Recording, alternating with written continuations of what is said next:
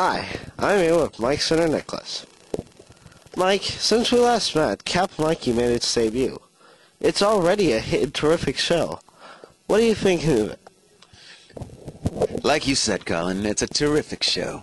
It's made its debut, and it is a hit, certifiably. It's actually, I was talking to Larry Schwartz, the creator of the show, recently, and I was wondering how it was doing because there's a whole ratings things going on, going on, and I was talking to the people at 4Kids about how those shows were doing, and apparently Mikey on Sunday mornings on Nick is like the highest rated show in its slot, and now it's running like 14 times a week with like Nicktoons and stuff. Hubba hubba. So I'm psyched about that, you know, because we all work very hard and we all work in isolation, so it's nice that it gets out there and people like it, and it's pretty spastic. And I like spastic. Do you like spastic? Oh, yeah. I think you like smooth. Have I ever told you about Venice?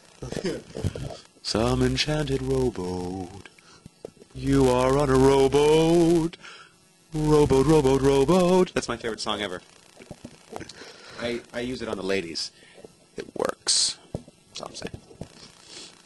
When it's prom time, Colin, serenade. Good time. What exactly does Kappa Mikey mean? Kappa Mikey's sort of a play on words, like Kappa Mikey. It's a food thing. But they, from the beginning, Larry Schwartz has always said it's a fish out of water story, but the twist is a raw fish out of water story, because it's raw fish, sushi. It's what they eat in Japan. It's tasty. Bucket of fish. Raw. And so it's sort of it's a play on words there. And a kappa is also the fish out of water part. A kappa is like a water kind of demon-y thing, and Mikey is Mikey. So it's so many jokes rolled into one. It's really quite inspired. You've got the water demon guy, you've got Mikey, you've got a food, and there's a formula for a hit.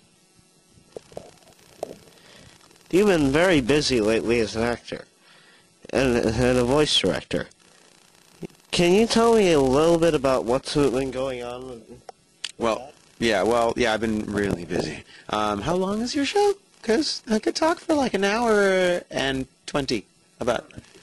Okay, good. At some point, we're going to be like, brink, please turn the page. Right now I'm doing a new show with world leaders, the guys that do Venture Brothers. It is called Supernormal, and it's awesome. It's a co-production with Granada, and technically it's really cool because we record at NYV Post in New York, and in LA, and in London. Dun dun dun! The greatest actors in the world! And, of course, I'm in the cast as Eric. Normal. But then I'm also, I've been doing, you know, the Fast Forward Turtles, a bunch of other stuff at 4Kids, a little bit of Chaotic, and G.I. Joe, and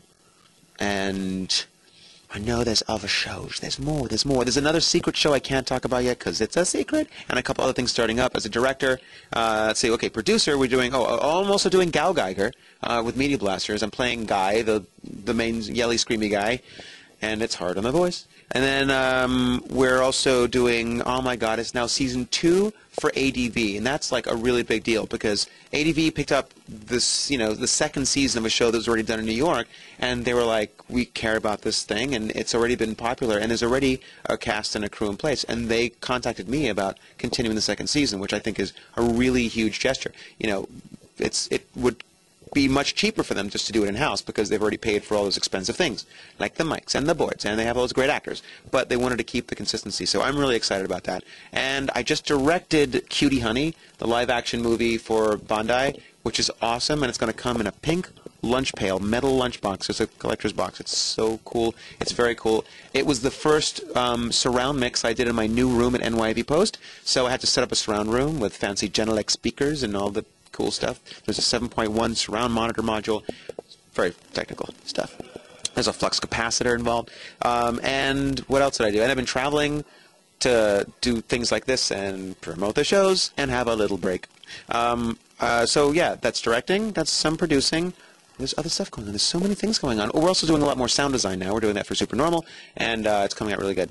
And I'll give you clips that you can put on your program in a window. It's going to go right here. It's going to be a picture-in-picture.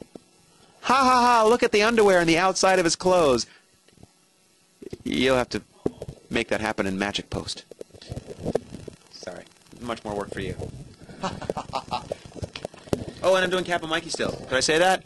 That's recording a lot. And we just did a singing episode for Season 2. It's going to be funny. As a director, what do you look for in a voice artist? You know what? It's funny because I have a lot of thoughts about that. It's a big part of my life doing this work. And I've recorded in a lot of different markets. I've done LA and I've done New York and North Carolina a million years ago and even worked in Texas. And I feel like every region does something specifically. They have sort of a strength. For me, the thing that I look for, and I like it about the New York cast that I have, is about specificity. I think there are a lot of really good voice actors who can sound really good and put on lots of characters. But the thing that I look for the most, I think the most compelling thing in terms of an audience, is having,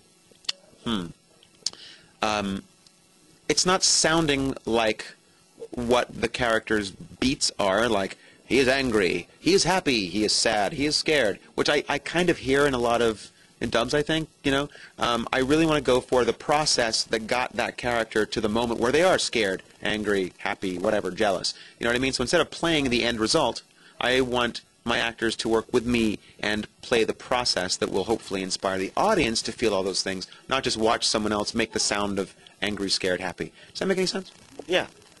So basically everything leading up to that point? Yeah, I want to see process, not just end game. Because I think it's more compelling. I think when you see someone go through the process of something that leads to an experience, then you can go on that journey with the show, as opposed to just, you know, these people are angry.